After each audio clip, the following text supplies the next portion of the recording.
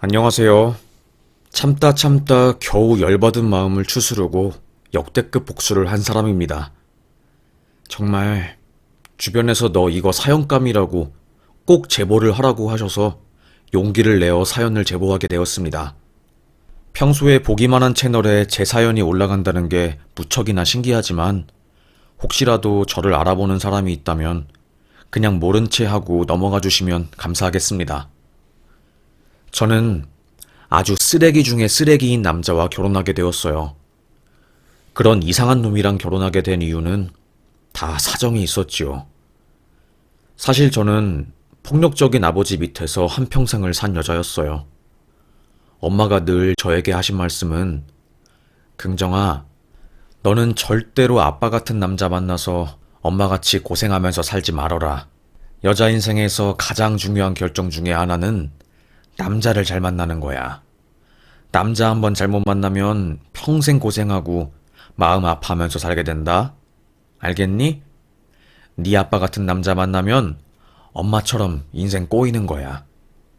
엄마는 다른 거 너한테 바라는 거 없다. 오직 하나야. 남자 잘 만나는 거.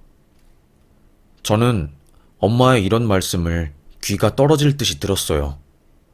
그런데 솔직히 말하면 어떤 남자가 좋은 남자이고 나쁜 남자인지 알 길이 있나요? 사랑에 한 번 빠지면 머리로는 알지만 가슴으로는 받아들이지 못하는데요. 저도 매일 남자를 만날 때마다 나는 무조건 벤츠 만날 거야. 똥차 같은 남자는 절대로 내 인생에 있을 수가 없어. 다짐을 했어요.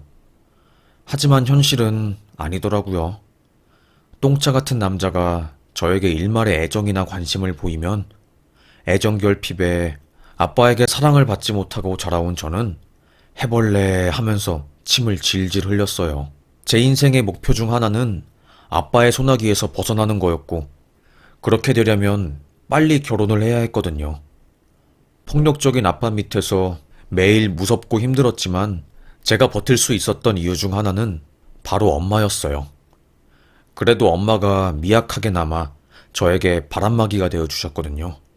그런데 제가 대학교 3학년 때 엄마가 유방암에 걸리면서 4년간 투병을 하다가 돌아가신 이후 저는 크나큰 끝도 없는 동굴에 빠져있는 듯한 느낌이 들었어요. 어떻게든 자취를 하고 싶었지만 아빠는 네가 어디서 싼 년처럼 몸을 굴리려고 해. 자취하면 뻔하지. 네가 나가 놀게. 절대 너는 결혼 전까지 내 소나기에서 벗어나지 못한다. 어디서 여자가 밖에 나가서 혼자 살려고 해? 소리를 쳤습니다. 다른 사람 같으면 아빠가 뭔데? 나 이제 어엿한 성인이고 아빠한테 시달리면서 이렇게 힘들게 살 필요 없어. 나도 존중받는, 법적으로 보호받는 성인이라고 소리칠 수 있었겠지만 오랜 시간 동안 가스라이팅을 당하고 아빠에게 세뇌당한 저는 감히 대들 수 없었습니다. 저라는 존재는 어릴 때부터 매맞은 실에 묶인 코끼리였어요. 마음만 먹으면 마음껏 그 실을 끊어버리고 저의 삶을 살 수 있었지만 저는 그 마음이라는 것을 먹는 게 참으로 힘들더라고요. 그런 제가 할 수 있는 생각이 뭐였겠어요. 빨리 결혼해서 아빠의 소나기에서 벗어나자. 그게 내가 살아남을 수 있는 단 하나의 방법이다. 였습니다. 그래서 저는 어떻게든 빨리 결혼하고 싶어서 어릴 때부터 소개팅도 정말로 어마어마하게 받고 손에 잡히는 무엇이든지 남자랑 만나려고 했어요. 그런데 그럴수록 이상한 남자만 꼬이게 되었지요. 그러던 중에 저에게 너무나도 자상하고 따뜻하게 대하는 남자가 다가온 거였어요. 그 남자는 저에게 여태까지 상처만 줬던 사람들이랑은 다른 느낌이었습니다. 항상 긍정씨, 오늘은 기분이 어때요? 긍정씨, 오늘은 뭘 먹고 싶어요? 하면서 제 기분과 안무를 물어봐 주었지요. 저는 저를 먼저 생각해주는 남자를 처음 만나봤어요. 그래서 그런 상황에 적응이 안 되고 남들은 당연히 대접받으면서 사는데 저는 그러질 못했던 거죠. 하여튼 그렇게 그 남자에게 푹 빠진 저는 그놈이 똥차인지 벤츠인지 모르고 오빠, 나 오빠랑 결혼하고 싶어. 오빠 같은 남자 내 인생에 다시는 안 올 것 같아. 오빠랑 사귀면 사귈수록 그런 생각이 선명해지고 뚜렷해졌고, 나 오빠랑 같은 길 함께 걸으면서 남은 인생 행복하게 살고 싶다. 무엇보다 본가에서 나오고 싶은 마음이 굴뚝 같고, 저는 이런 말을 하면서 먼저 결혼하자고 졸랐어요. 남자친구는 그래, 우리 결혼해야지. 나도 긍정이 너 아니면 다른 여자 만나서 결혼하는 거 솔직히 상상도 안 돼.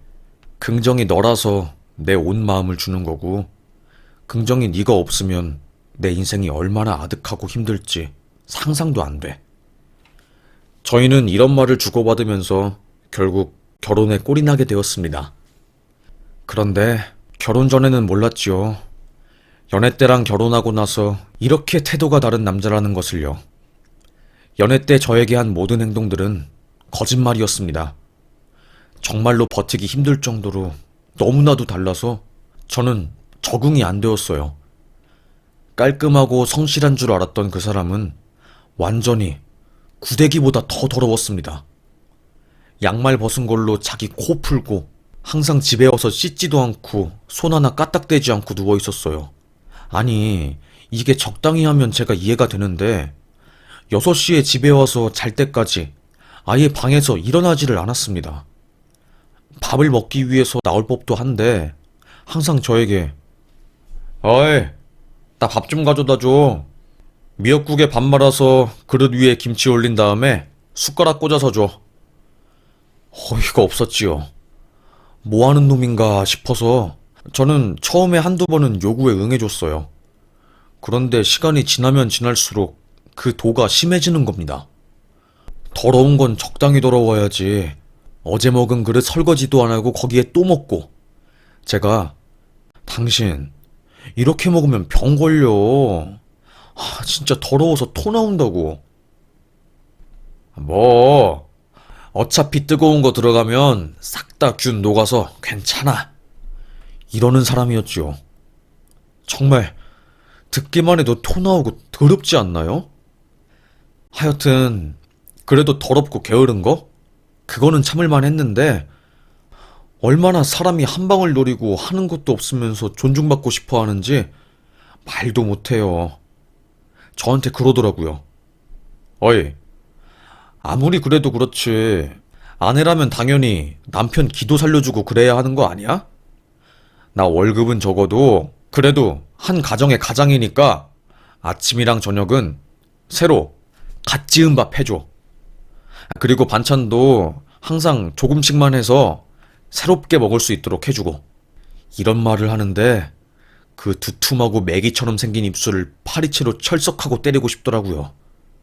그 입 다물지 못해? 라고 하면서요.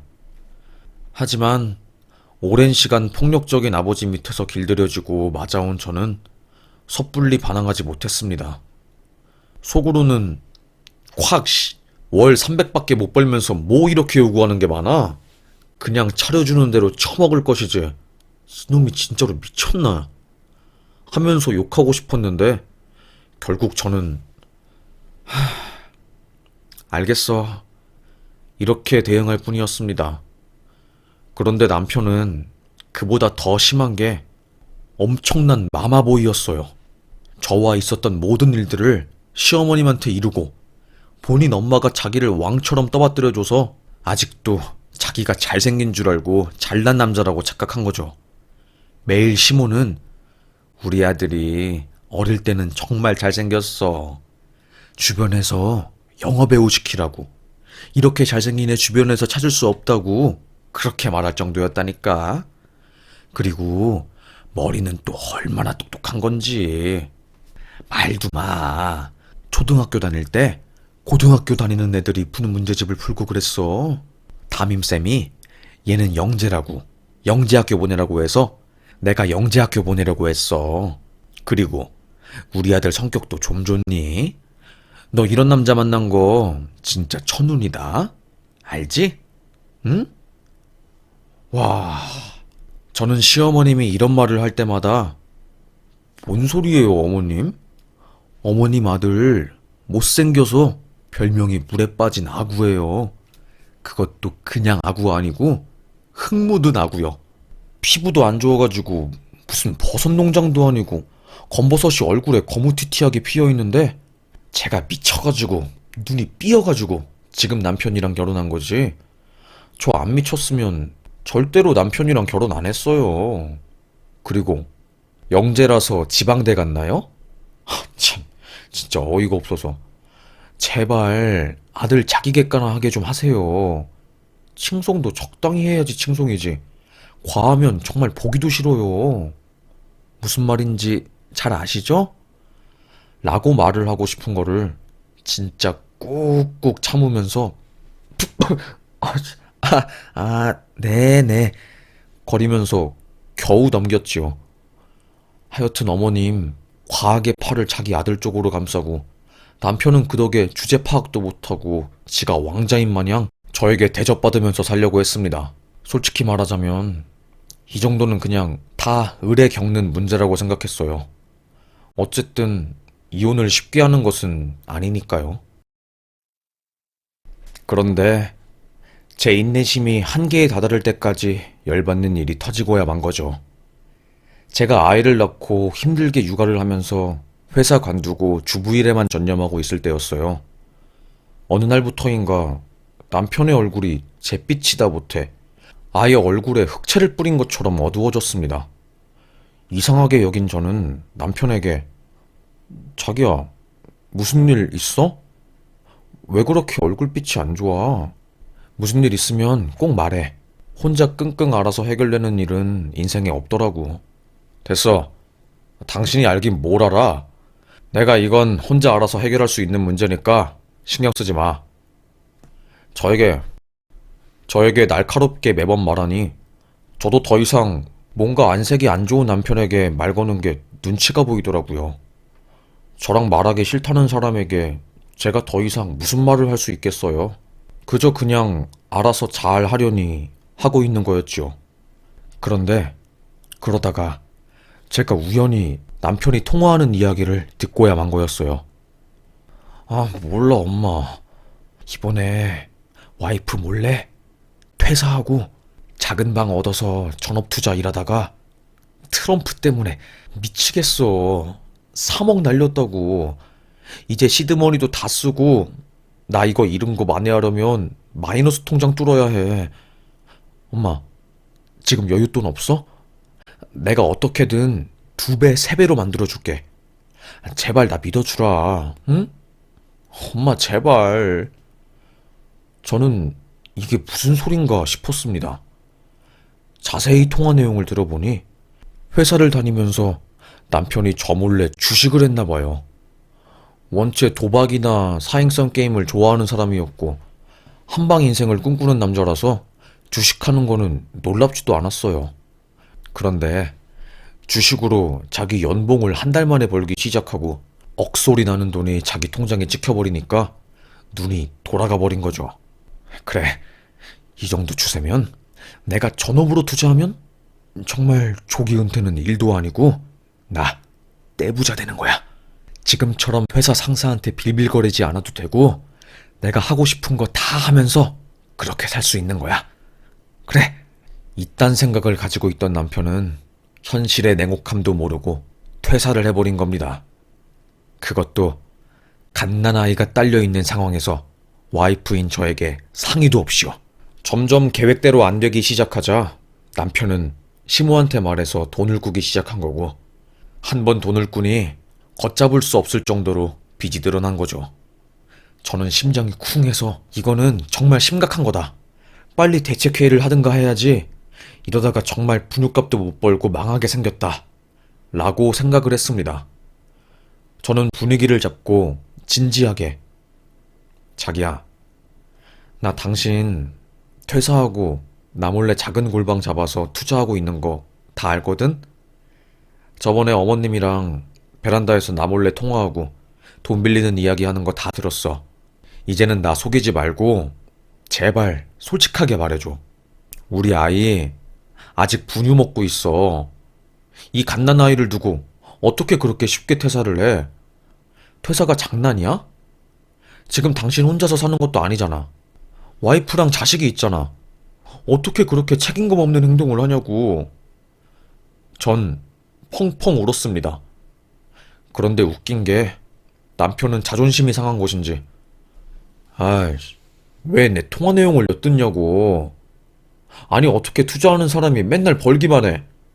존버 몰라, 존버? 존나게 버티면 다시 올라간다고. 당신은 왜 자꾸 내 인생에 이래라 저래라 참견을 해? 그리고 누가 분유값 안 준대? 분유값은 제발 걱정하지 마. 진짜 적당히를 알아야지. 저는 얼이 빠졌습니다. 후에 남편은 진정한 뒤 저에게 사과를 하긴 했지만 여전히 제 분은 풀리지 않는 상태였어요. 너무 답답한 날들이 반복될 뿐이었지요. 그러다가 결국 은행에서 빌린 돈을 못 갚은 남편 때문에 집안 가구들의 압류가 들어왔고, 갓난아이를 키우는데 소파랑 침대에 빨간 딱지가 붙으니까 저는 아주 미칠 지경이더라고요.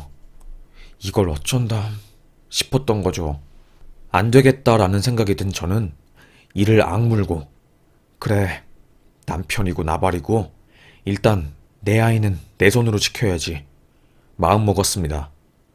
그래서 웹디자인을 전공한 저는 작은 쇼핑몰을 시작했어요.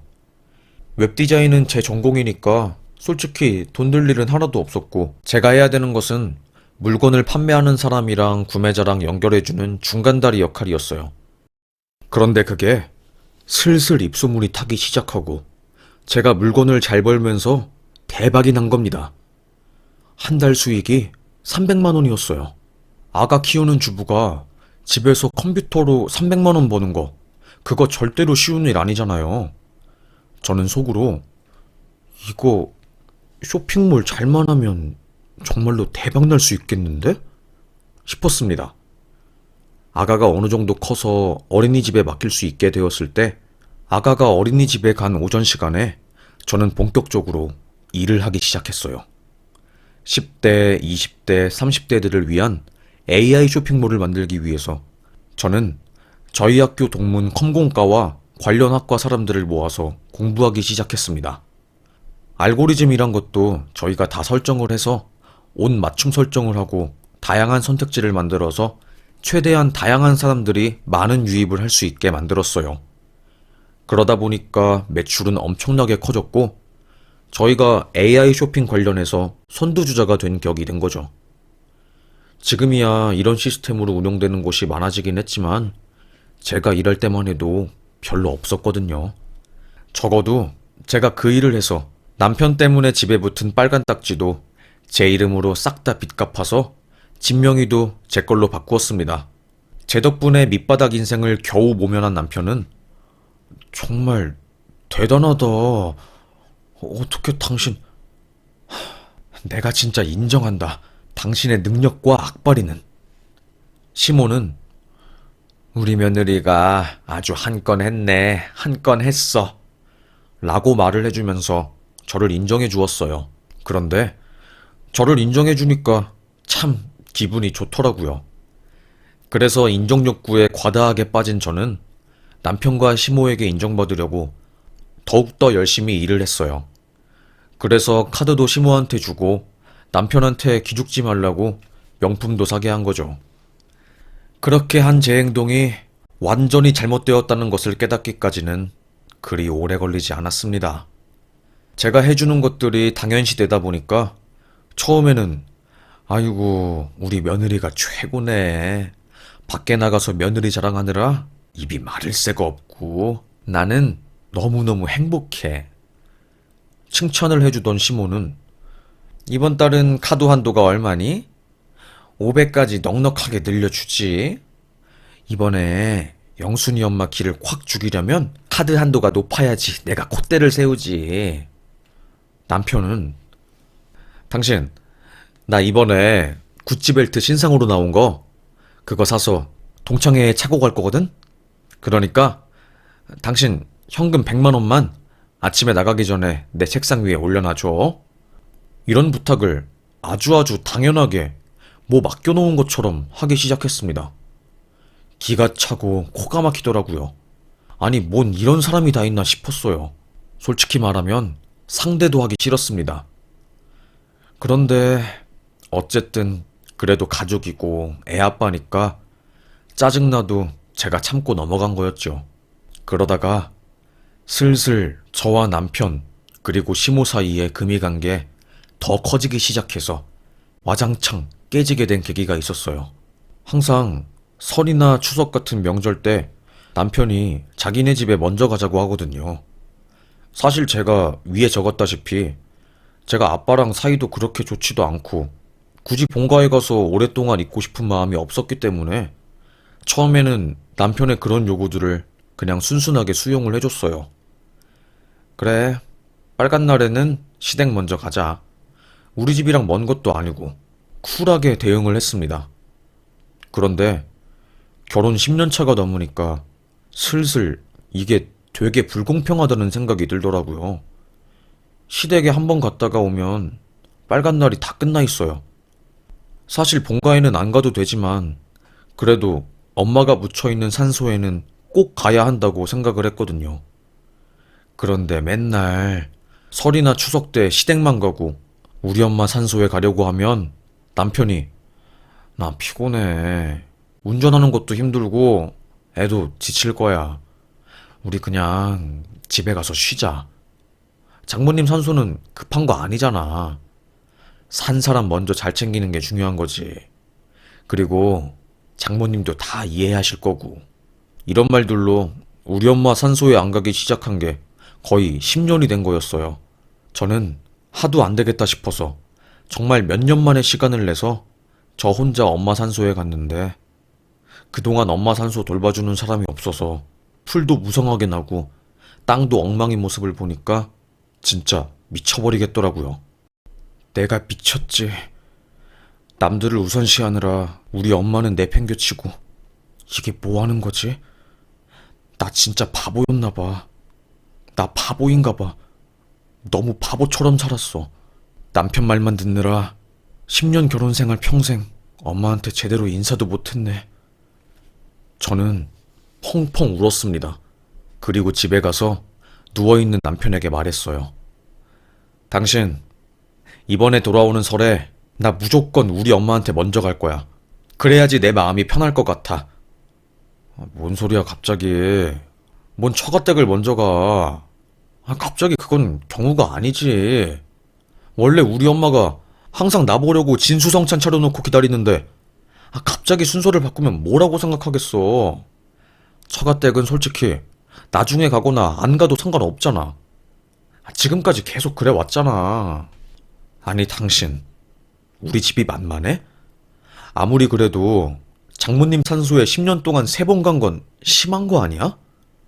매번 피곤하다고 당신이 그래서 나만 갔다 오고 애가 외할머니를 뭐라고 생각하겠어. 당신이 우리 엄마 산소 가는 걸 귀찮아하고 무시하는데 나 이번에 무조건 우리 집 먼저 갈 거야.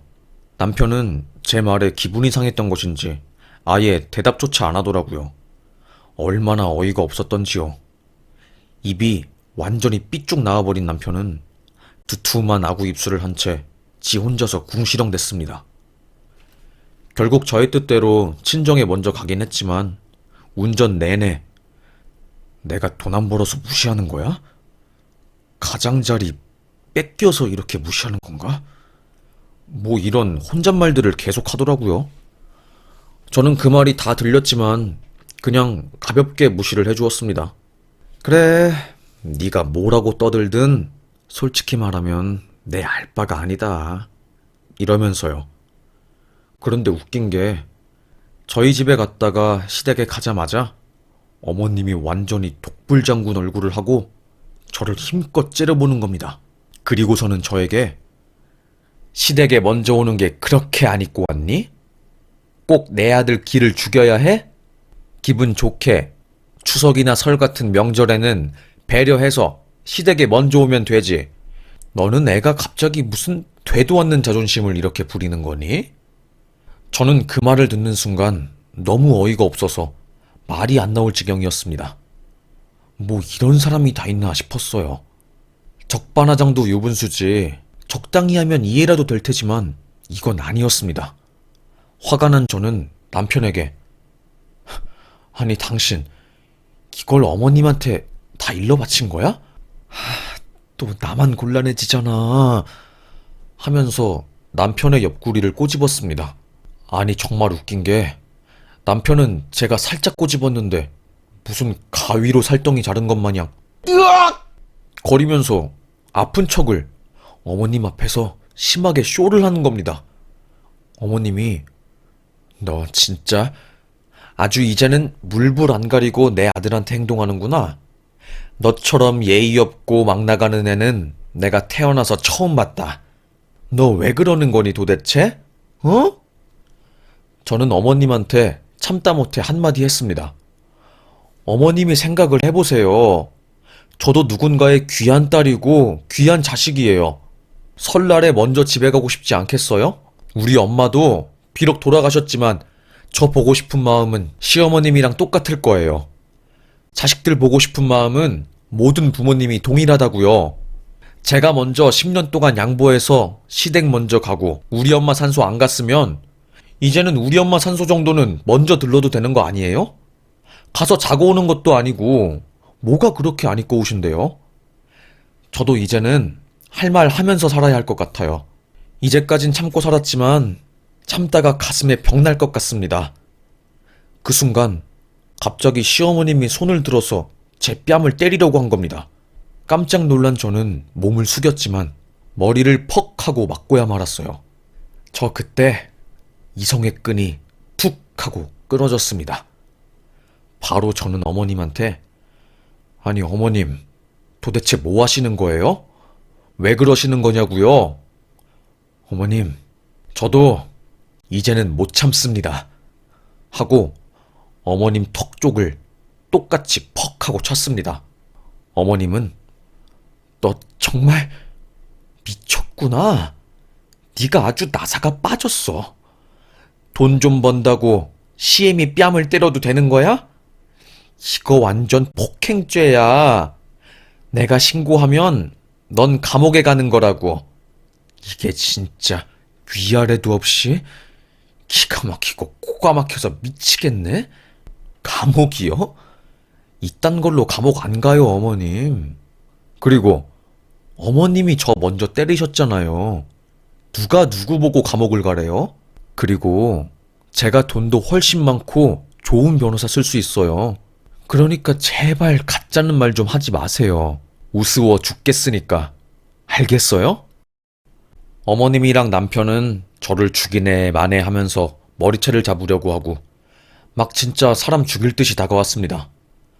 그때 제 딸이 그만해. 엄마 그만 괴롭혀. 애 앞에서 지금 뭐 하시는 거예요? 저 이제는 어머님처럼 수준 떨어지는 사람이랑 말 섞기도 싫고 남편처럼 등신같이 사는 사람이랑도 말 섞기 싫네요. 정말 둘 다 너무너무 지겹고 제가 오늘 당한 치욕은 싹 다 남김없이 다 돌려드리도록 하겠습니다. 저는 바로 딸아이의 손을 잡고 택시 타고 집으로 갔습니다. 그리고 집 비밀번호를 바꾸어 버렸어요. 제 집이니까요. 남편은 대문 앞에서 쾅쾅 두들기면서 뭐야 당신 왜 비밀번호를 바꿔? 이렇게 치사하게 나오기야? 니도 나한테 치사하게 해줬으니까 나도 똑같이 아주 치사하게 해줄게. 어디 한번 내가 정말로 진짜 치사한 게 뭔지 끝장나게 보여줄게. 저는 바로 남편의 방에 있던 모든 명품들을 초록우산 재단에 기부해버렸어요. 지 목숨보다 아끼는 게 명품이랑 레고들이었고 제가 그걸 기부한 사진을 남편에게 문자로 보여주니 완전히 발칵 뒤집혀서 그 초록우산 재단에 찾아간 모양이더라고요. 그 기부품 다 제 거예요. 저는 기부할 의사가 없습니다. 내 거 돌려줘. 싹 다 줘. 난동을 피운 남편은 거기에 온 손님들이 질질 끌고 갔고 그 과정에서 하도 발악을 해서 진짜 창피하게 짱구 사각 팬티가 보였다네요. 질질 끌려가면서 바지가 내려갔고 남편이 워낙에 캐릭터를 좋아해서 짱구 팬티를 입고 갔는데 거기 지나가던 7살 꼬맹이가 저 아저씨 왜 저래? 팬티 봐봐. 뭐 이상한 약 먹은 거 아니야? 라고 하면서 꼬마가 욕했답니다. 거기 기부처 관리하는 담당자가 저한테 전화해서 다 말해줬네요. 저는 죄송합니다. 저희 남편인데 정신 못 차리고 그 짓거리 하고 있네요. 가볍게 무시하시고 물건들은 필요한 아이들한테 주시면 됩니다. 저는 그렇게 남편의 목숨과도 같은 것들을 기부해버렸습니다. 그리고 제가 남편에게 준 카드, 차, 옷 이런 것들을 싹 다 뺏었어요. 남들에게 어떻게 보이냐를 엄청 심하게 신경 쓰는 남편은 카드까지 뺏으면 어떻게 하냐고 저에게 욕을 박았지만 저는 당신 미안한데 나 당신이랑 이혼할 거야. 그러니까 정신 차려. 내가 언제까지 당신 먹여 살려줄 줄 알았어? 어림도 없어. 웃겨 진짜. 정신 차려. 주제를 파악해야지 진짜. 아구찜 닮은 놈이랑 괜히 결혼했다가 내 인생만 꼬이게 생겼네. 그렇게 저는 남편에게 이혼 소장을 시원하게 날려버렸습니다. 짱구 팬티 남편은 어떻게 네가 그럴 수 있냐고 하면서 저에게 난리를 쳤지만 저는 그 사이에 핸드폰 번호도 바꾸고 집도 이사가고 해서 더 이상 전 남편이 찾아올 수 없게 만들어 주었습니다. 맨날 집에서 코 파고 빤스에 손 넣어서 벅벅 긁고 더러운 짓만 하는 남편을 제 딸내미가 진짜 싫어했거든요. 아무래도 담배 냄새 풀풀 풍기고 자기랑 놀아주지도 않고 누워있는 아빠가 좋게 보일 리가 없었겠지요. 그렇게 딸의 양육권은 제가 가지게 되었습니다. 그리고 어머님 댁, 그러니까 시댁의 진명이는 제 이름으로 되어 있었어요. 시모가 원래 월세에 살고 있었는데 제가 돈을 벌면서 어머님을 도와드릴 능력이 생겼고 인정 욕구가 강한 저는 시모에게 인정받기 위해서 제가 집을 매입하고 전세로 돌려서 어머님이 무료로 제 집에 살게 해줬거든요. 그런데 우리 집안, 우리 엄마를 개무시하고 저를 돈줄로 보는 어머님에게 더 이상의 자비를 베풀 필요가 없다고 판단한 저는 바로 전세 세입자를 받았습니다. 어머님은 이 사실을 아예 모르고 있었고 저는 세입자가 저희 집에 들어오는 일주일 전날 어머님에게 전화해서 어머님, 제가 어머님한테 이제 더 이상 잘해드릴 이유 없는 거 어머님도 아주 잘 아시죠? 이제 며느리가 얼마나 그동안 잘해주고 많이 참아왔는지 잘 느껴보시고 본인이 잘못한 것도 반성해보세요. 다음 주까지 집에 있는 짐 싹 다 빼세요. 저 새로운 세입자 받기로 했고 어머님한테 무료로 전셋집 드릴 수 없습니다. 네가 미쳤구나 아주. 내 아들한테 멋대로 이혼소장 날리고 이제는 멀쩡하게 살고 있는 이 늙은 어미한테 못된 짓도 하고 너 그러다가 아주 천벌받아. 어디까지 막장으로 갈 거니? 나는 절대로 짐 안 뺀다. 아니 못 빼. 어머님의 그런 반응에 어쩔 수 없이 저는 사람을 불렀습니다. 저희 집에 있는 아주머니 반응 신경 쓰지 마시고 집안에 있는 가구들 싹 다 옮겨주세요. 그리고 가능하면 저 아줌마도 집에서 쫓아내주세요. 돈은 제가 넉넉하게 드리겠습니다. 아마도 저 아줌마 성격 더러워서 꽤나 힘든 작업이 되실 거예요. 라고 말한 저는 바로 집에 들어가서 어머님 짐을 싹 다 뺐습니다. 집에서 샤워하고 머리를 파인애플처럼 묶고 있던 어머님은 어머머, 이를 어쩐담? 이게 뭔 일이야?